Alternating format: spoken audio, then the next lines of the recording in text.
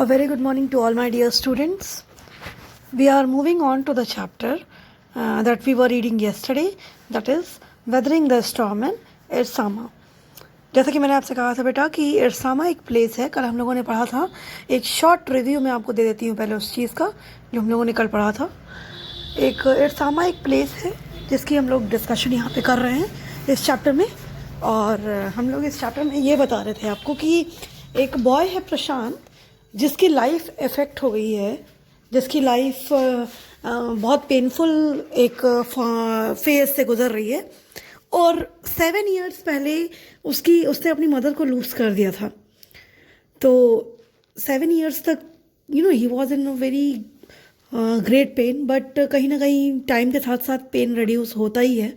हालांकि हम उस पेन को भूल नहीं सकते, we can't forget that, but it reduces. ठीक है, दिस इज द फैक्ट।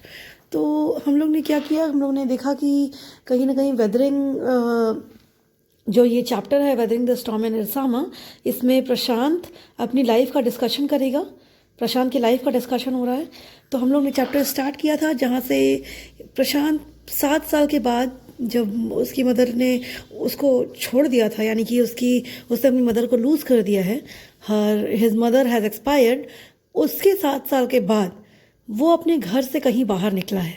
इन 7 साल के बीच में वो कहीं भी घर से बाहर नहीं निकला था। और जिस दिन वो घर से बाहर निकला, उसने अपने फ्रेंड के घर जाने का प्लान बनाया and he went to his friends house 18 kilometres away from his own house. ठीक है, वो अपने घर से 18 किलोमीटर दूर अपने घर से वो गया। और जब वो जाता है वहाँ पे तो उसने देखा कि जाने में तो बहुत अच्छा था, जाने में इट वॉज ऑल ओके। वो जाता है, वहाँ अपना डे स्पेंड करता है, थोड़ा बहुत जो भी इंजॉय वो करना था वो करता है।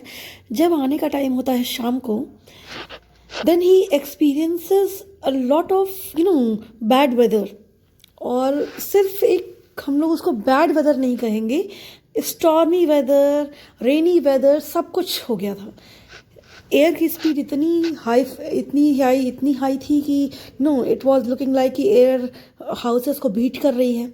रेनफॉल पूरी डार्कनेस को फिल कर चुका था। स्टॉर्म बिल्कुल डार्क क्लाउड में बदल चुका था, डार्क क्लाउड्स हो चुके थे, हर तरफ अंधेरा ही अंधेरा था। Everything was like washed away, सब कुछ वॉश अवे हो गया था। ठीक है, तो और विंड की स्पीड बहुत ज़्यादा थी, जिसकी वजह से प्रशांत अपने फ्रेंड के घर पे ही रुका हुआ था। वो आगे मूव नहीं कर पाया, मतलब वो उनके घर से वापस नहीं आ पाया था। और अगले 2 रातों तक उसको वहीं पे स्टे करना पड़ा था। ठीक है, तो अब हम लोग देखेंगे आगे कि क्या होता है, कैसे उसको रुकना पड़ा। और जैसे ही वो देख रहा था तो एक चीज़ बताई गई थी कि वो अपने फ्रेंड के घर पे, उसके रूफ पे रुका हुआ था, क्योंकि उसके घर के नीचे वाले फ्लोर पे, ग्राउंड फ्लोर पे नेक डीप तक वाटर आ चुका था। ठीक है, तो वो लोग ऊपर शिफ्ट हो गई थी और वहाँ पे उसने रूफ पे शेड लिया था। ठीक है, रूम पे वो लोग रुके हुए थे। और अचानक से कभी ऐसा होता था कि पेड़ गिर जाता था घर पे, और जैसे कि लाइक घर पे पेड़ गिर रहा है तो रूफ्स वगैरह डिस्टर्ब हो रहे हैं, डिस्ट्रॉय हो रहे हैं, जो वॉल्स वगैरह हैं वो डिस्ट्रॉय हो रही हैं। तो इन सब चीज़ों को देखकर लोग बहुत डर जा रहे थे, यानी कि जो उसकी फ्रेंड की फैमिली थी वो भी बहुत डर जाया कर रही थी। ठीक है, तो उसके आगे हम लोग को पढ़ना है क्या डिस्ट्रक्शन हुआ, वो हम लोग पढ़ेंगे आज। ओके, मूविंग ऑन बेटा। The crazed destruction wrought by the cyclone and the surge of the ocean continued for the next 36 hours, although wind speed had reduced somewhat by the next morning. मतलब जिस रात ये सब कुछ हुआ, जिस शाम में ये सब कुछ हुआ, उसके नेक्स्ट मॉर्निंग, ठीक है, उस समय तो विंड स्पीड बहुत तेज़ थी, आपको बताया गया था। उसके नेक्स्ट मॉर्निंग में विंड की स्पीड जो थी वो थोड़ी बहुत रिड्यूस हो गई थी। ठीक है, it was reduce by somewhat speed, थोड़ी बहुत रिड्यूस हो गई थी। बट नेक्स्ट 36 आवर्स तक, यानी कि कितने दिन, ऑलमोस्ट 1.5 दिन, 1.5 डे हम लोग बोल सकते हैं। ठीक है, तो नेक्स्ट 1.5 डे जो डिस्ट्रक्शन था वो उसी तरह हो रहा था। भले ही विंड की स्पीड नेक्स्ट मॉर्निंग कम हो गई हो, बट जो डिस्ट्रक्शन हो रहा था कंटिन्यूअसली, घर का वॉश ऑफ हो जाना, पेड़ गिर जाना, लोगों का मर जाना, एनिमल्स का मर जाना, ठीक है, तो जो डिस्ट्रक्शन अगल बगल हो रहा था, पोल्स का गिर जाना, तो ये सारी चीज़ें कंटिन्यूअस हो ही रही थी। जो थोड़ी बहुत बिल्डिंग्स खड़ी थी, पेड़ गिर जा रहे थे, तो वो बिल्डिंग्स भी कहीं ना कहीं उनके वॉल्स वगैरह, रूफ वगैरह सब टूट जा रहा था। तो ये सारी डिस्ट्रक्शन कंटिन्यूड हो रही थी अगल बगल के पूरे एरिया में। जितना बड़ा एरिया था जो वो पूरा एरिया इसी डिस्ट्रक्शन के थ्रू गुजर रहा था, ठीक है। तो सारा डिस्ट्रक्शन कंटिन्यूसली हो रहा था, लेकिन जो विंड की स्पीड थी वो थोड़ी रिड्यूस हो गई थी नेक्स्ट मॉर्निंग तक, ठीक है। To escape the waters rising in the house, Prashant and his friends family had taken refuge on the roof. अब पानी तो धीरे धीरे बढ़ रहा था, विंड की स्पीड कम हुई थी, वाटर की नहीं, ठीक है। वाटर का स्पीड जो था, रेनफॉल जो था, और वो धीरे धीरे बढ़ ही रहा था। वाटर का जो लेवल था वो भी धीरे धीरे इंक्रीज हो रहा था। तो जिस टाइम वाटर स्टार्ट हुआ था रेन करना, वाटर रेनिंग जिस समय स्टार्ट हुई थी, उसी समय आपको तुरंत ही बताया गया था कि वाटर नेक डीप तक आ चुका था। मतलब within no time, within 1 hour, within आप कह सकते हैं कि हाफ एन आवर और सम मिनट्स ओनली, इतनी स्पीड से रेनफॉल हुई थी कि पूरा नेक डीप तक वाटर अपने आप आ चुका था। मतलब फर्स्ट फ्लोर तो पहले ही भर गया था। तो जो नेक्स्ट 36 आवर्स जो बारिश हुई है, नेक्स्ट 36 क्या हम कहें, अभी हम लोग नेक्स्ट 36 की बात तो नहीं कर रहे हैं, नेक्स्ट डे की ही हम लोग बात कर रहे हैं, ठीक है। नेक्स्ट डे ही पानी जो इतना ज़्यादा बढ़ रहा था, कंटिन्यूसली रेनफॉल हो ही रही थी, रेनफॉल रुक नहीं रही थी। तो just because of continuous rainfall the water level of the rainfall was increase now. तो अब वाटर लेवल इतना इंक्रीज कर चुका था कि इन प्रशांत को और उसकी फ्रेंड की फैमिली को अपने आप को सिक्योर रखने के लिए, अपने आप को सेफ रखने के लिए, they had to take a refuge on the roof. Refuge मतलब बेटा एक पार्शियल लिविंग जिसको कहते हैं, ठीक है, जो टेम्प्रेरी होती है, जहाँ पे जैसे कि हम लोग पिकनिक करने कहीं जाते हैं तो पार्शियली हम लोग एक प्रॉपर अपना एरिया कवर कर लेते हैं, कि जैसे हम लोग ने बेडशीट वहाँ पे स्प्रेड कर ली, बैठ गए, उस पर सारे सामान रख दिए हम लोगों ने, तो एक टेम्प्रेरी टाइप का आप कह सकते हैं एरिया कवरिंग, ठीक है। तो वैसे ही इन लोगों ने रूफ पे कवर कर लिया था एरिया। ये लोग रूफ पे चले गए थे because there was no space on the lower ground floor और on the first floor even to live in the space, ठीक है। कोई स्पेस वहाँ बचा नहीं हुआ था, तो इसलिए ये लोग चले गए थे रूफ पे। अब वहाँ पे देखिए, Prashant will never forget the shock he experienced at his first glimpse of the devastation wrought by the super cyclone. अब देखो, in the grey light of early morning, मतलब जो आप कह सकते हैं अर्ली मॉर्निंग में ग्रे लाइट थी। अर्ली मॉर्निंग मतलब वो कंटिन्यूअस जो रेनफॉल हो रही थी, तो उसकी वजह से वो रेनफॉल रुकी नहीं थी बेटा। नेक्स्ट मॉर्निंग जो है, नेक्स्ट डे जाकर कहीं ना कहीं विंड की स्पीड कम हुई थी। अदरवाइज वो पूरी रात, पूरा दिन, पूरा शाम और रात मिला के जब तक सुबह नहीं हो गई तब तक वो रेनफॉल, विंड और सब कुछ बहुत ज़्यादा हैवी फॉर्म में था। तो प्रशांत के लिए कहा जा रहा है कि प्रशांत ने ज़िंदगी में, अपनी लाइफ में पहली बार इतना डिवास्टेशन, इतना destruction within no time देखा था। मतलब थोड़ी ही देर के अंदर वो डिवास्टेशन इतना ज़्यादा बढ़ने लगा और इतना अजीब सा डिवास्टेशन, इतना हैवी डिवास्टेशन प्रशांत ने अपनी लाइफ में पहली बार देखा था, वो भी इतने कम टाइम में, ठीक है। और वो भी अर्ली मॉर्निंग के ग्रे लाइट में वो उठना और फिर वो सब डिवास्टेशन देखना, तो ये सारी चीज़ें उसकी लाइफ में पहली बार हुई थी, ठीक है। A raging deadly brown sheet of water covered everything as far as the eye could see, but only fractured cement houses still stood in few places. अब देखिए यहाँ क्या लिखा हुआ है कि ऐसा लग रहा था, देखो यहाँ पे एग्जैजरेशन फिर किया गया बेटा, a deadly brown sheet of water, ठीक है। वाटर की शीट कभी पहले नहीं होती है, वाटर के हमेशा वेव्स होते हैं। आपको अगर पता होगा, वाटर कभी शीट में तो आता नहीं, बेडशीट तो है नहीं कि हम लोग वाटर शीट कहेंगे, ठीक है। तो अब दूसरी बात ये कि ब्राउन शीट नहीं होती वाटर की, वो ग्रे होती है। हल्का सा आप देखेंगे वाटर या तो ब्लूइश होता है या तो ग्रेइश होता है, कभी भी ब्राउनिश नहीं होता है। लेकिन यहाँ पे पहली बात तो ब्राउनिश इसलिए कहा गया है बेटा because the water was very dirty, अगल बगल के सारे डंप वेस्ट का पानी भी आ गया था उसमें, तो बहुत गंदा हो गया था पानी। और जो भी नीचे सॉइल वगैरह था सब कुछ ले लिया था पानी में, तो वो बिल्कुल गंदा हो चुका था, तो इसलिए brown. And sheet of water इसलिए कहा गया बेटा, वो ऐसा लग रहा था इतना फ्लो में और इतना स्पीड में वाटर आ रहा था, ऐसा लग रहा था जैसे कोई पर्दा चला रहा है, जैसे कोई कर्टन या कोई बेडशीट चली आ रही है अपने पास और उसको हम लोग एक साथ ही हटाएंगे। ठीक है, ऐसा नहीं लग रहा था वो वाटर ड्रॉपलेट्स हैं वो थोड़े थोड़े करके आ रहे हैं, ऐसा नहीं लग रहा था। वो इतनी हैवी स्पीड में और एक कंबाइंड वे में चला रहा था जिसको देख के बेडशीट वाली फीलिंग आ रही थी। ठीक है, तो वो इसीलिए शीट ऑफ वाटर कहा गया है। तो अब लिखा हुआ है कि एक रेजिंग डेडली, यानी कि एक उफनती हुई, मतलब जो उफान आता है ना, उसके लिए यहाँ पे कहा गया है। A raging deadly brown sheet of water covered everything as far as the eye could see.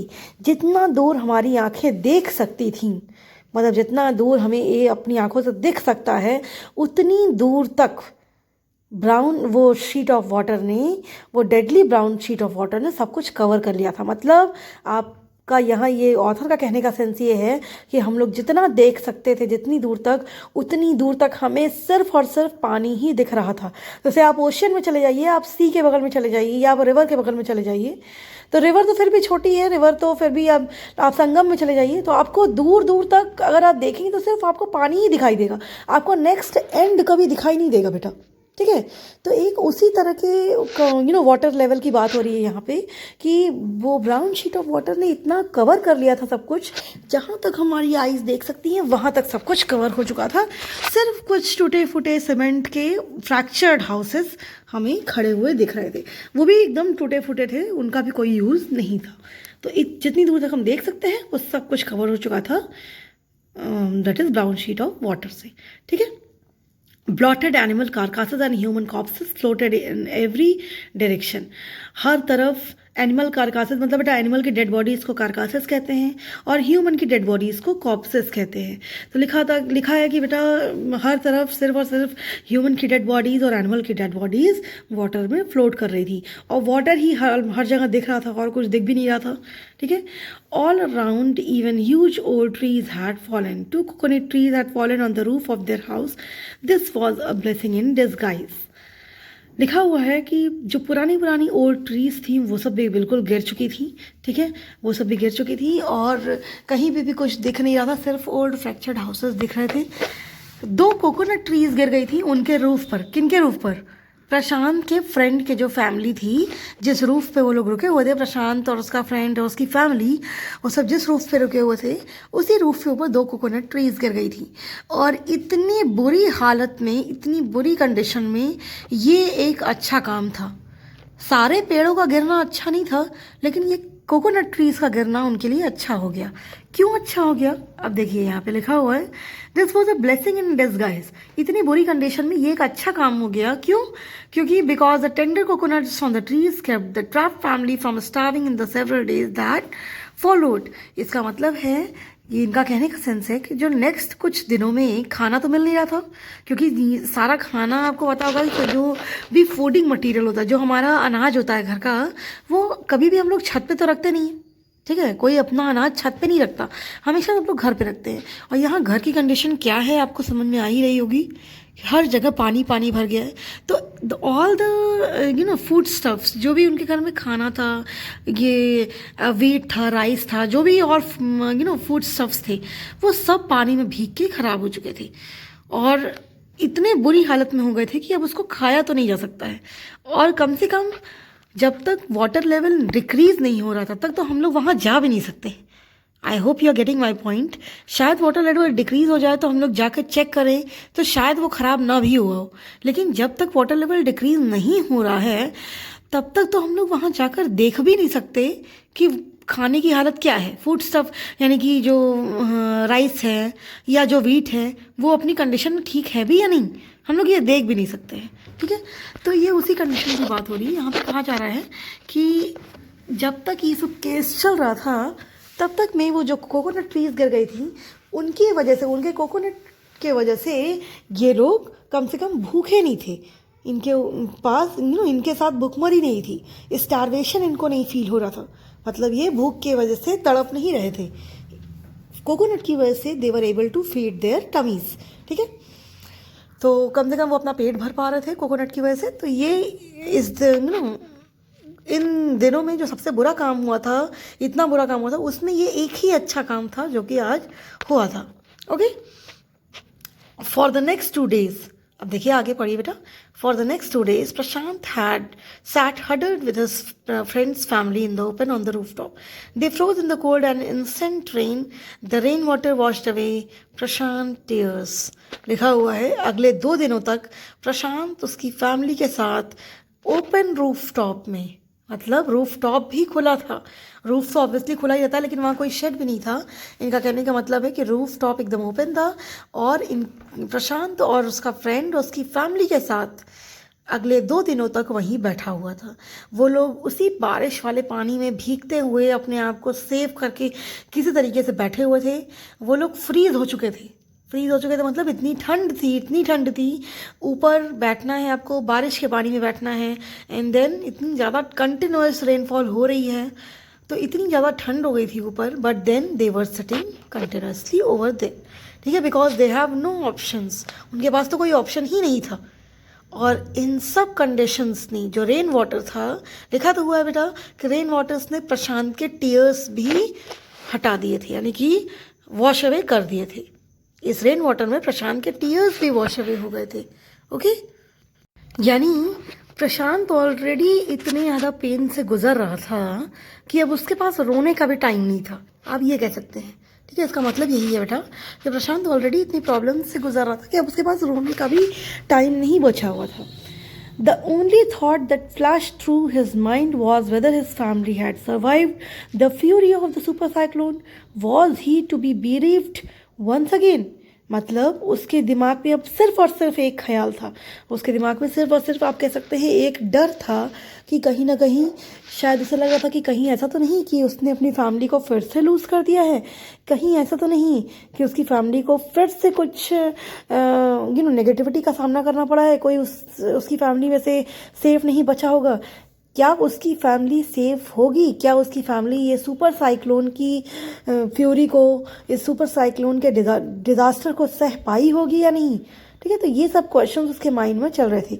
अब was he to be bereaved once again? Bereaved मतलब होता है बेटा अनाथ होना, ठीक है। तो उसको मतलब किसी एक बहुत ही क्लोज मेंबर का अपने पास से चले जाना, उसको हम लोग कहते हैं बीरीव्ड। तो लिखा हुआ है कि क्या फिर से वो एक बार किसी अपने क्लोज मेंबर को खो देगा जैसे उसने 7 years पहले खोया है। अब नाउ यू कैन अंडरस्टैंड बेटा कि वो 7 साल के बाद पहली बार अपने घर से बाहर निकला था, ठीक है, और फिर से उसने इतना बड़ा डिजास्टर देख लिया। तो अब आपको इमेजिन हो रहा होगा कि उसे कितना ज़्यादा डर लग रहा होगा। एक नॉर्मल पर ह्यूमन बीइंग जितना ज़्यादा अपनी इस डिजास्टर से डरेगा या फेयर करेगा, उससे 10 times ज़्यादा प्रशांत इस डिजास्टर से डर रहा था। जस्ट बिकॉज क्योंकि वो इस डिज़ास्टर के जो कॉन्सिक्वेंस है, इस डिज़ास्टर का जो रिजल्ट है, यानी कि जो इफेक्ट होने वाला है, शायद उससे वो पहले ही गुजर चुका है। उसने अपनी मदर को ऑलरेडी लूज़ कर दिया है, ठीक है। तो उसको लग रहा है कहीं ऐसा फिर से ना हो जाए कि वो अपने किसी क्लोज मेंबर को लूज़ कर दे, ठीक है। चलिए देखते हैं आगे क्या होता है। 2 days later, which seemed Prashant to be like 2 years, the rain ceased and the rain water slowly began to recede. 2 दिन के बाद, जो कि प्रशांत के लिए शायद 2 साल थे, क्योंकि वो कंटिन्यूसली वेट कर रहा था। एक एक मिनट उसके लिए बहुत ज़्यादा भारी था, बहुत ज़्यादा हार्ड था स्पेंड करना। तो वो 2 दिन उसके लिए 2 साल के बराबर थे। तो 2 दिन के बाद जब रेन वाटर धीरे धीरे कम होना शुरू हुआ, रिसीड करना शुरू हुआ, ठीक है, Prashant was determined to seek out his family without further delay. Prashant तो एकदम डिटर्मिन्ड था कि अब मुझे अपनी फैमिली के साथ जाना है, अब पानी धीरे धीरे कम हो रहा है, तो अब मैं चला जाऊंगा अपनी फैमिली के पास। तो वो एकदम से डिटर्मिन्ड था, वो बिना डिले किए हुए अपनी फैमिली से मिलने जाना चाहता था। But the situation was still dangerous. अभी भी बेटा सिचुएशन बहुत अच्छी नहीं हुई थी। आप ये कह सकते हैं पहले 100% डिजास्टर था, तो अब 80% है या अब 70% है। तो 70% में डिजास्टर इज डिजास्टर, वो कभी भी बढ़ सकता है, ठीक है। पानी कम होना शुरू हुआ है, पानी खत्म नहीं हुआ है अभी। तो पानी जैसे कम हो रहा है, वैसे एक रात में जब पानी इतना भर सकता है, तो वो तो पानी भरा ही हुआ है, तो दोबारा से एकदम भर जाएगा। तो डिजास्टर अभी कम बिल्कुल नहीं हुआ था, लेकिन प्रशांत के लिए जो वो 100% से 70% हो गया था ना डिज़ास्टर का लेवल, उसके लिए वही काफ़ी था कि अब मैं अपनी फैमिली के पास जाऊंगा, क्योंकि यही एक टाइम उसे लग रहा था कि जब मैं अपनी फैमिली के पास एटलीस्ट जा सकता हूँ, ठीक है, क्योंकि वो 100% वाले में तो उसके पास कोई ऑप्शन ही नहीं था। तो यहाँ पे उसे लग रहा है कि अब मैं जा सकता हूँ। तो लिखा हुआ है कि but the situation was still dangerous and his friends family pleaded with Prashant to stay back a little while longer, but Prashant knew he had to go. अब यहाँ क्या हुआ बेटा, जो सिचुएशन अभी भी डेंजरस थी, उसकी फ्रेंड की फैमिली जो थी वो प्रशांत से रिक्वेस्ट कर रही थी कि कम से कम प्रशांत यहाँ सेफ है, जहाँ पे वो है रूफ पे, कम से कम इस जगह उसकी जान तो बची हुई है, उसको अपनी लाइफ से तो सेफ है। तो ये सोच के उसकी जो फ्रेंड की फैमिली थी वो कहीं ना कहीं रिक्वेस्ट कर रही थी कि प्लीज़ स्टे हियर, उसको वहाँ रोकने के लिए रिक्वेस्ट कर रही थी।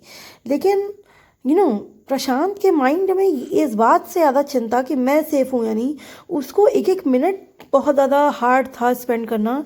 उसको तुरंत ही जानना था कि उसकी फैमिली सेफ़ है या नहीं, ठीक है। तो उसको ये बात तुरंत ही बस जाननी थी कि उसकी फैमिली सेफ़ है या नहीं, ओके। तो कहीं ना कहीं उसकी फैमिली का सेफ़ होना उसके लिए ज़्यादा मैटर कर रहा था इस समय, ना कि उसका खुद का सेफ़ होना, ओके।